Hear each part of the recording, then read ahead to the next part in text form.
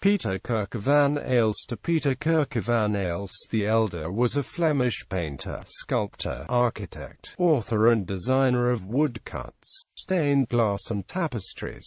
His principal subjects were Christian religious themes. He worked in Antwerp and Brussels and was appointed court painter to Charles V, Holy Roman Emperor.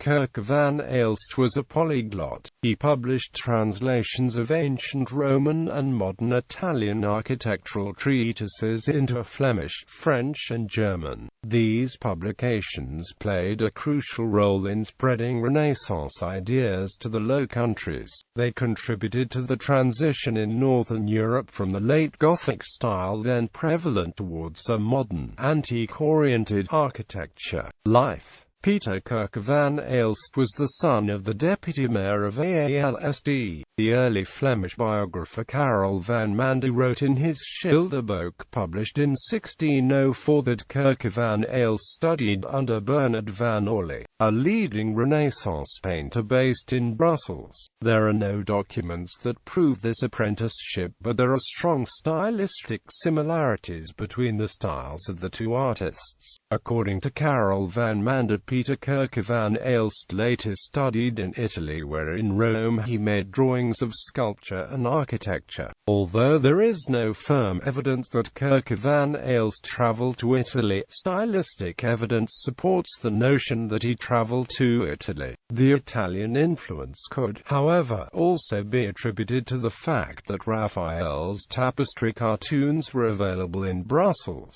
where they were used for the manufacture of tapestries around 1516. But Coecke van Aelst clearly also knew Raphael's Triumph of Galatea fresco, which he could only have seen in Italy. Pieter Coecke van Aelst married twice. He married his first wife, Anna van Doornik, in 1525, shortly after his move to Antwerp. Anna was the daughter of the Antwerp painter Jan Mertens van Doornik, one of the most successful painters working in Antwerp. His father-in-law may have been his teacher, and Coecke van Aelst took over his father-in-law's workshop after the latter's death in 1527. There were two children from this first marriage, Michiel and Pieter II. The latter was a painter. After the death of his first wife before 1529, Coecke van Aelst had an affair with Antoinette van der Sand, whom he never married but with whom he had a daughter, Antoinette, and at least one son, Paul, who also became a painter. Coecke van Aelst is recorded joining the local guild of St. Luke of Antwerp in 1527.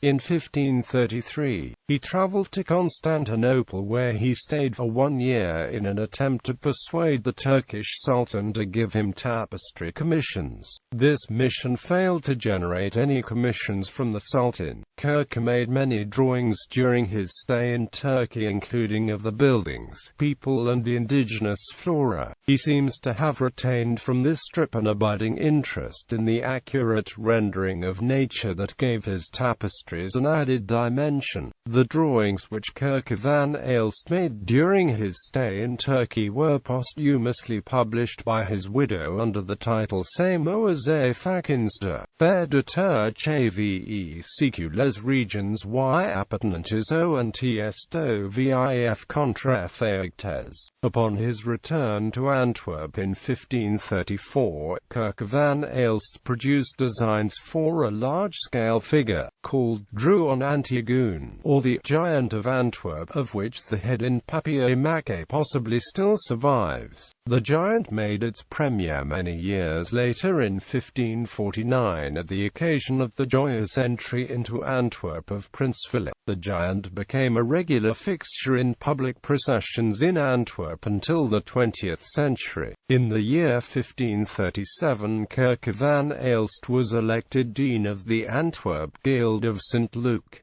He also received a stipend from the Antwerp city government. Around this time, Coecke van Aelst received major commissions for the design of stained glass windows, including for the Antwerp Cathedral. In the 1530s, Coecke van Aelst's friend, the important painter Jules van Cleve, died. Around 1538 to 1539, Coecke van Aelst married for the second time. His second wife, Maken van Aelst, was originally from Mechelen and a painter of miniatures. The couple had 3 children, 2 daughters called Katelijne and Maria, and a son named Pauwel. The prominent painter Pieter Bruegel the Elder married Coecke van Aelst's daughter Maria. Karel van Mander has asserted that Coecke van Aelst's second wife was the first teacher of her children, Pieter Bruegel the Younger and Jan Bruegel the Elder. Through his marriage with Maken van Aelst, Pieter Coecke became a brother-in-law of the prominent printmaker and publisher Hubertus Goltzius, who had married Maken's sister Elizabeth. There is speculation that Coecke set up a second workshop in Brussels, but there is no evidence for this. Coecke van Aelst was appointed court painter to Charles V a few months before his death. Coecke was in Brussels in 1550, where he died in December. His 2 youngest children both died at the same time. It is conceivable that all 3 family members fell victim to a contagious epidemic. His students included leading painters such as Gillis van Koningsluwe, Willemke, Hans Wiedeman de Vries, Michiel Coxey, and possibly Pieter Bruegel the Elder. Work. General. Pieter Coecke van Aelst was a versatile artist and a master designer who devised projects across various media, from tapestry series to panel paintings, sculptures, prints, stained glass, and goldsmith's work. No signed and few reliably documented paintings by Coecke van Aelst have survived. Coecke operated a large workshop, which was organized in an efficient way. He acted as an entrepreneur who provided his assistants with his original inventions and supervised the production process. The style that he created was widely imitated. Last Supper. His Last Supper was one of the most popular images of the 16th century. The version dated 1527 in the collection of the Duke and Duchess of Rutland, Belvoir Castle, Grantham, England, is believed to be the original copy from which all the other ones were derived. The composition was popularized through print after it made by Hendrik Goltzius. Coecke's painting of the subject was freely inspired by Leonardo da Vinci's Last Supper in Milan and Marc Antonio Raimondi's engraving after Raphael's drawing of the same subject. The Gestures of the Apostles are based on a print by Albrecht Dürer of 1523. There exist about 45 versions in various formats of this composition, which were executed with the assistance of workshop assistants. A great number of the versions are dated, and 6 or 7 date to 1528. The Last Supper probably originated as a drawn model, which was then transferred to a panel by means of cartoons. The composition could be ordered in 2 formats, 50 by 60 cm and 60 by 80 cm. The large format appears to have been the most popular. The original version of 1527 has an iconography closely related to the Reformation movement, but in the copies this meaning is less pronounced. Small biblical scenes are depicted in the background of the composition, thus heightening the impact of the main theme. Through the window an Antwerp archway is visible and a scene depicting the entry in Jerusalem of Jesus Christ, the principal event preceding the Last Supper according to Christian literature. Depictions of the fall of man are visible in the ornamented window. The medals on the wall represent the stories of David and Goliath and the slaying of Cain. The scene with Cain and Abel is taken directly from a print by another popular Northern Renaissance artist, Jan Gosset. The whole iconography accentuates the Christian occupation with original sin and mankind's salvation through Christ's sacrifice. St. Jerome in his study. Another popular and widely distributed work was the composition Street. Jerome, in his study of which Coecke van Aelst and his workshop produced multiple versions. St. Jerome is revered by Christians for his translation into Latin of the Bible, which he completed in a monastery in Palestine. In the version of the subject in the Walters Museum, Coecke van Aelst suggests the oriental setting by the view through the window, which shows a landscape with camels. To the wall is affixed an admonition, cogita mori, of an eater's motif that is reiterated by the skull. The Saint's Bible is open to an image of the Last Judgment, while the hourglass and candle are further reminders of the passage of time and the imminence of death. Another version of this subject was sold at Christie's and reprises similar iconographic elements which stress Christian beliefs regarding the transience of human life and the importance of the sacrifice of Christ for people to find salvation at the time of the so-called Last Judgment. Tapestry designs. Pieter Coecke van Aelst was renowned for his tapestry designs, which were executed by the Brussels tapestry workshops. These designs were typically small-scale drawings in black and white. His cartoon for the martyrdom of St. Peter is in griseye with touches of green and red, while the names of the other colors, such as gold or blue, are written in. The patrons for the tapestries included Emperor Charles V, Francis I of France, Henry VIII of England, and Cosimo de' Medici. He built a reputation as a tapestry designer with his popular series of The Story of St. Paul, The Seven Deadly Sins, The Story of Abraham, The Story of Joshua, The Story of Vertumnus and Pomona, The Creation, The Conquest of Tunis, Poesia, and Julius Caesar. Between 1545 and 1550, Coecke designed tapestries which show close attention to alternating architectural and landscape settings. Mary of Hungary, the governor of the Netherlands, appealed to Coecke to assist Jan Cornelis Vermeyen with the design of the Conquest of Tunis tapestry series. Designed around 1546, the Conquest of Tunis series recounts Charles V's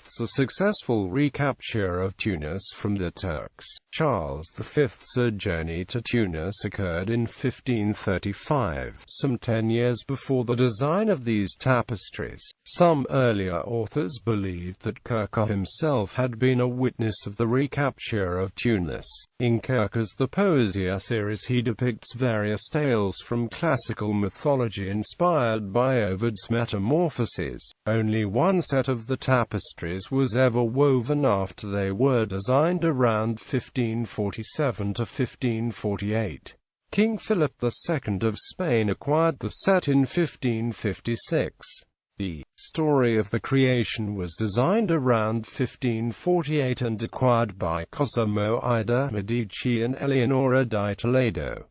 Graphic works. Coecke van Aelst's studio was well known for its graphic works and publications. Coecke van Aelst had, during his visit to Turkey, made drawings of local sites and scenes. The drawings were published posthumously in 1553 by his widow Maken Verhulst under the title Samoas et Facins de Fer de Turche ve Secules. Regions y appartenantes ONTS to VIAF contra Theoctes. He was also the publisher and designer of a volume of prints entitled De Zeer Wonderlijke Triumphaligic Inkomst van Prince Philip's, commemorating the 1549 joyous entry into Antwerp of Prince Philip. Coecke had himself designed some of the triumphal arches and stages that were reproduced in the volume. It is believed that the appreciation for these prints at the Spanish court led to Coecke van Aelst's appointment as court painter to Charles V.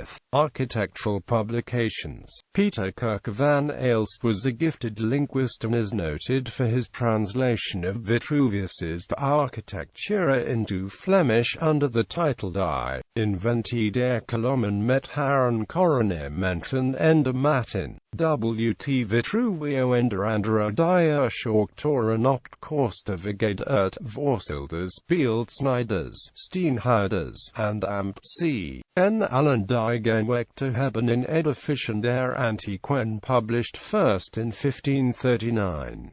He, and after his death, his widow Maken Verhulst, published the 5 books of Sebastiano Serlio's architectural treatise Architectura in Flemish, French and High German. The first translation published was the 4th book of the Architectura, published under the title Generale Regelen der Architecten op de 5 Manieren van Edificie in 1939.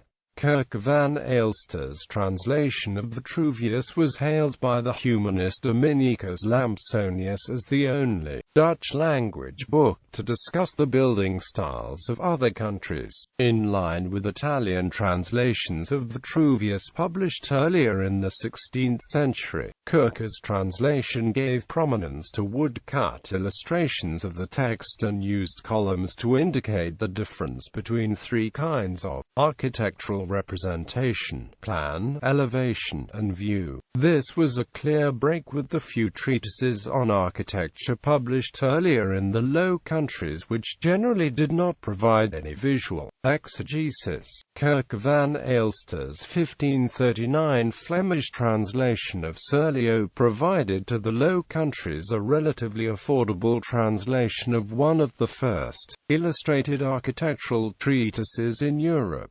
The original Italian edition had appeared in Venice only 2 years earlier. Coecke van Aelst's Flemish edition in turn served as the basis for the first English translation of Serlio. The translations of Serlio's works were in fact pirated editions, since Serlio never authorized Coecke to translate and publish his works. In the Flemish translation of Volume 4, Serlio was only mentioned in the notice to the reader and in the colophon. The first translation in French by Coecke, dated 1542, only mentioned Serlio in the colophon. In the first German translation, dated 1543, Coecke mentioned Jacob Breechlinger from Augsburg as the translator, but remained silent on Serlio's authorship. Serlio was clearly unhappy with these unauthorized translations and repeatedly threatened to sue Coecke, who was, however, safe from prosecution as Coecke lived in a region under Spanish control while Serlio resided in France, an enemy of Spain. The translations of these important Roman and Italian architectural works played a crucial role in spreading Renaissance ideas to the Low Countries,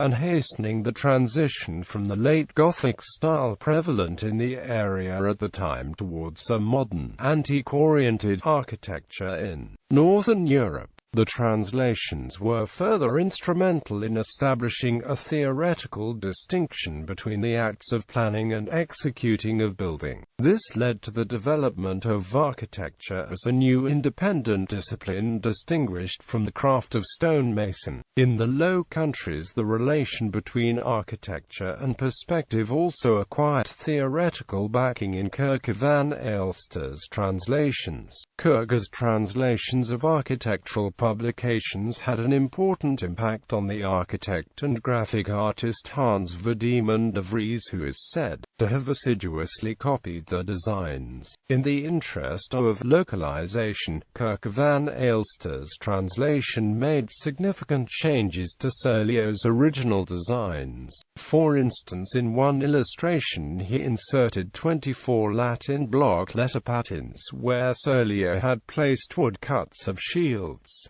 Selected works: Christ and His Disciples on the Way to Emmaus, oil on panel, 68 by 87 cm, private collection. Descent from the Crossed Sea, 1535, oil on panel, 119 by 170 cm, Amstelkring Museum, Amsterdam. The Adoration of the Magi, oil on panel, Museo del Prado, Madrid. Crucifixion, Tapestry, Pinacoteca Comunale, Forlì. Triptych, 1530s, oil on panel, 105 by 68 cm, 105 by 28 cm, private collection. Triptych, Adoration of the Magi, oil on panel, 89 by 57 cm, 89 by 25 cm, private collection. Triptych, Descent from the Cross, 1540 to 1550, oil on panel, 262 by 172 cm, 274 by 84 cm, Museu Nacional de Arte Antiga, Lisbon. Triptych of St. James the Lesser and St. Philip, Museu d'Art Sacre de Funchal. The Last Holy Communion, Cromeras Archbishop's Palace Picture Gallery, Cromeras.